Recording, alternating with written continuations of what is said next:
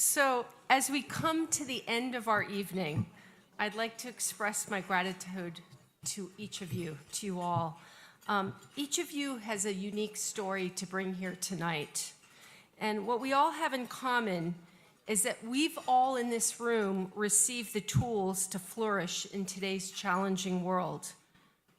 Warren Buffett has said often that he and us were lucky because we happen to hit the cosmic jackpot, the genetic jackpot, if you will.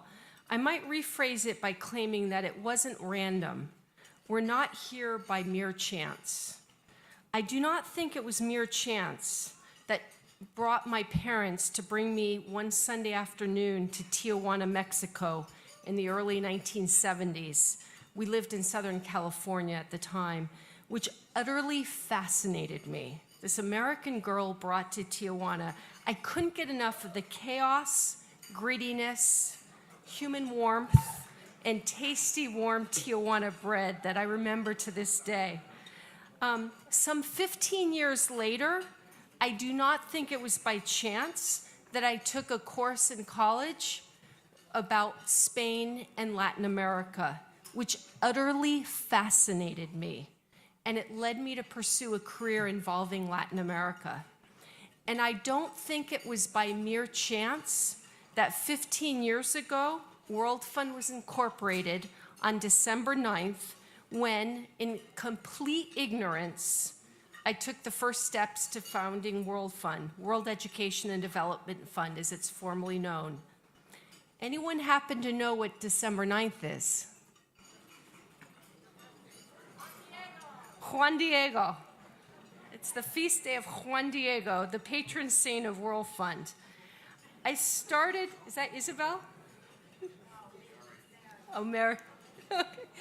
I started Worldfund from the naive premise that it made no sense that a region blessed with rich natural resources and very little cross-border conflict suffered from such poor quality education. The reasons are numerous and all too familiar to us in this room tonight. Rather than dwell on the reasons, though, I want to thank you all for not sitting back and lamenting the problems, but actually doing something about them. We've all been given great gifts, enabling us to positively impact each of our communities.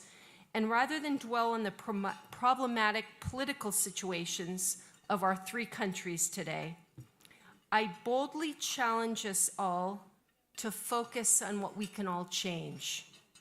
This requires a positive, can-do attitude, generous giving of one's time and resources, and frankly, probably a little less time following the nuttiness of the daily news cycle. I also think it means living out rather than speaking out our example. And I was struck that Carlos Guimarães, Claudio, and our two honorees, Flavio and Augustine, all spoke about the importance of example.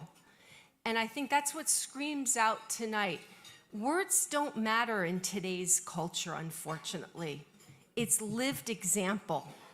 Lived example and models are what changes and transforms. And by being here tonight and by many of our activities, that's how we can transform our societies. There's a great deal of power and potential in this room tonight. And it would be an honor and privilege for more of you to come into the crucial work to educate the greatest resource Latin America has today, and that is its youth. So I join you to join us, and I think Steve will follow on, but I also want to thank our former honorees, Ana Delis and Luis Robles, and literally, really all of you tonight, because we're living in odd moments, in difficult moments, but I think we have to keep focused on we are given the gifts in this room. We are extraordinarily blessed, and we can really make a change. We can't focus on the negative. We can do a lot, and you all are doing a lot. And I thank you. I thank you for being here tonight.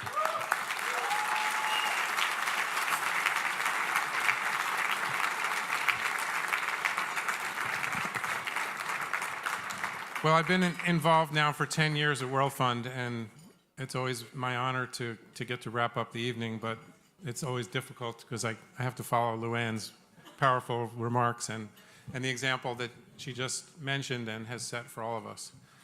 I have to do one thing first, because I've been at the podium many times in my career, and I've never had the opportunity to do this before, but tonight in the audience, for the first time attending this event, are my parents. And I just want to say thank you for teaching me how to open up my heart and to have perspective that what really matters in this world is helping others, and that's how we can all succeed and advance. And that's really what this evening is all about. A year ago, I stood here and outlined for you the vision that we were contemplating, which was what we called the Golden Triangle. How do we connect our principal training and our English training and our math training and bring it all together into schools and have them work together? Kelly, in her opening remarks tonight, talked about where that's headed. We had a long strategy discussion today with the board, and we're moving in that direction, calling them hub schools, and we think it's going to be very powerful. But what I've realized is that our mission is actually far more important than teacher and principal training in Latin America. When we think about what's happening in the world around us, what we do need now is examples of how to unite and how to bring the power of education to bring our cultures together in a manner that makes the world a better place. At my table tonight, we have Roberto Ramirez, who is a Mexican immigrant, now a U.S. citizen and a philanthropist. And he's working on a bold immigration reform. And thank you, friend, for bringing that forward, and Worldfund is here to support you in that, because that's exactly what we need. And education is a critical tool to allow us to make that happen.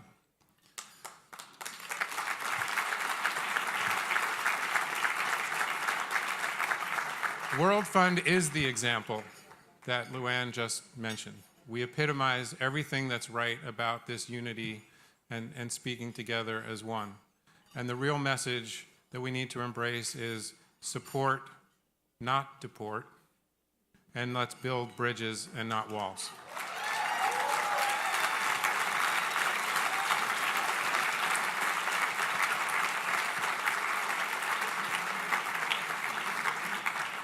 And how do we do that? So I'm going to ask each of you for an additional gift, a gift of your time, which is the most precious gift to give. We have 300 people here. I ask each one of you to make it a priority after you leave here to go tell 10 people about Worldfund. Tell them who we are, what we do, what we stand for, and why it's important. 300 can become 3,000 very quickly.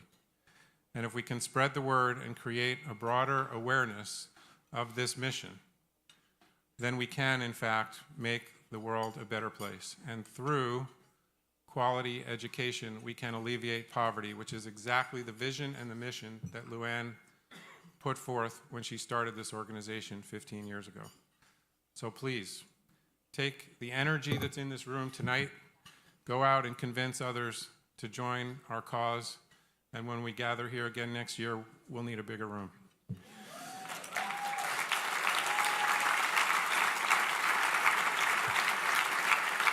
Thank you. Thank you for being here. Thank you for your support of Worldfund, and I'm told the bars are open, so Luanne and I are buying every one of you a drink.